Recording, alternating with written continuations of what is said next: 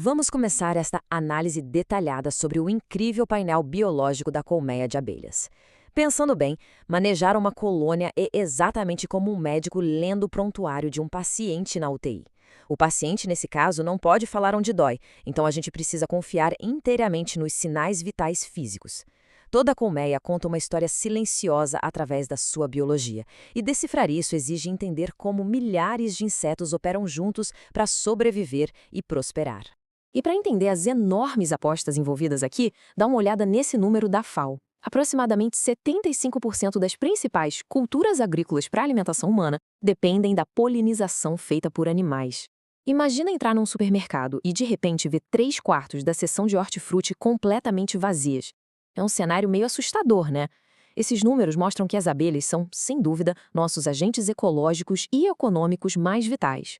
Não é só sobre produzir mel, é sobre o pilar estrutural de toda a segurança alimentar do planeta.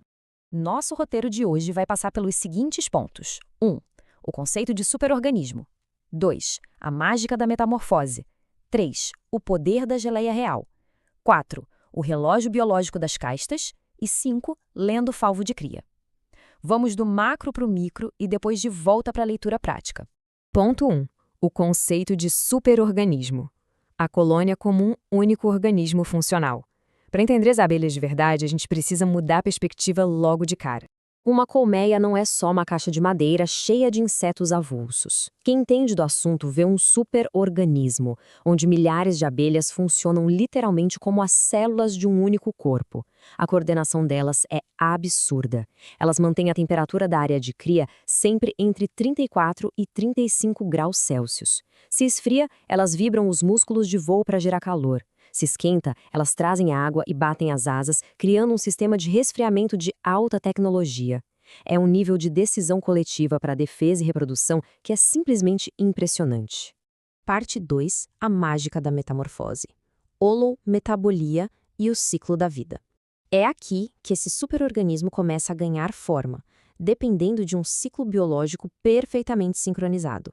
E olha só essa sequência incrível que ilustra a holometabolia, que são esses 4 estágios de metamorfose completa. A fase de pupa não é apenas a larva ganhando asas, tá? É uma desconstrução total.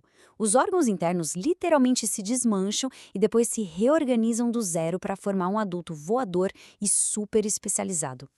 Cada fase dessa é vital para mostrar como anda a saúde de toda a colônia. E o crescimento, bom, em poucos dias, aquela larvinha minúscula, em forma de C, vira uma máquina biológica imbatível. Ela aumenta o próprio peso corporal em 1.500 vezes, comparado ao ovo original.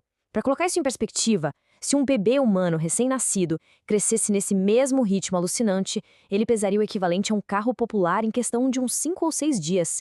É muito rápido. Número 3. O poder da geleia real. A nutrição que define destinos.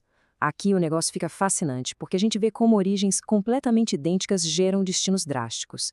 Pensa bem neste mistério. Uma abelha operária comum e a rainha vêm do mesmíssimo tipo de ovo, com exatos 32 cromossomos. Então, qual é a mágica microscópica que transforma uma numa verdadeira rainha? A base genética é idêntica, mas o resultado final parece até de espécies diferentes. A resposta está toda na epigenética. A nutrição é a única coisa que muda. A alimentação contínua e exclusiva com a poderosa geleia real altera as marcas do DNA, e isso dá à rainha ovários totalmente desenvolvidos, um tamanho gigante e uma vida que pode durar de 2 a 5 anos. Enquanto isso, a dieta mais simples da operária a condena a uma vida de trabalho duro que acaba em no máximo 45 dias.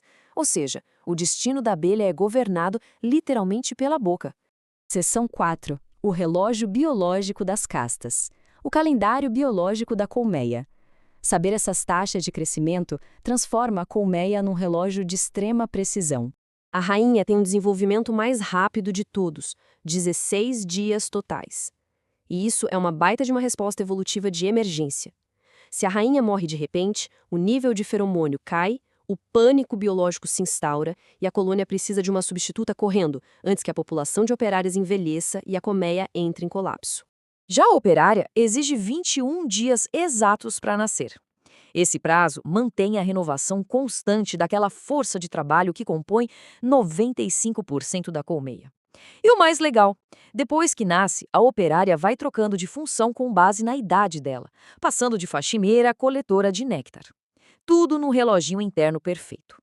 Por fim, o zangão. Ele nasce de um processo chamado partenogênese arrenótaca.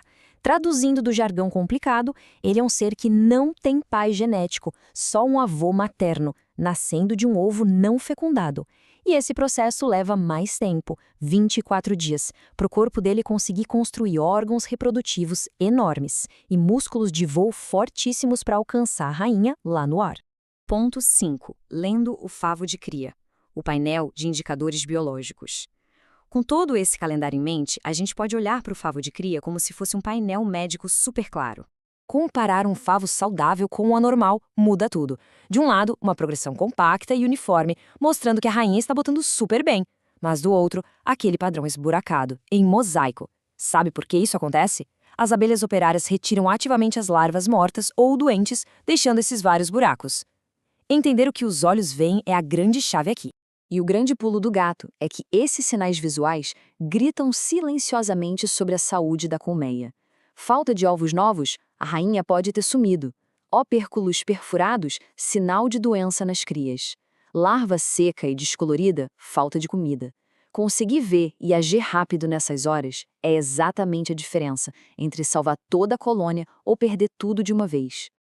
Olha essa frase porque ela resume muito bem isso tudo. A verdadeira eficiência surge quando o manejo é fundamentado em conhecimentos científicos sobre a biologia das abelhas. Ou seja, cada decisão técnica precisa dessa interpretação de sinais. O achismo não tem vez quando a ciência aplicada pode garantir estabilidade e muita produtividade para o superorganismo. E fechando a nossa análise, fica a reflexão. Orquestrar esse painel biológico vai muito além de apenas colher mel, não é verdade? É assumir as rédeas de um ecossistema extremamente complexo e majestoso. E se a gente pensar que o destino inteiro de uma rainha se decide na dieta das primeiras horas de vida e que cada buraco no favo conta uma história de emergência, a gente fica imaginando quais outras métricas misteriosas ainda estão lá, pulsando, esperando para serem desvendadas bem no fundo daqueles hexágonos perfeitos.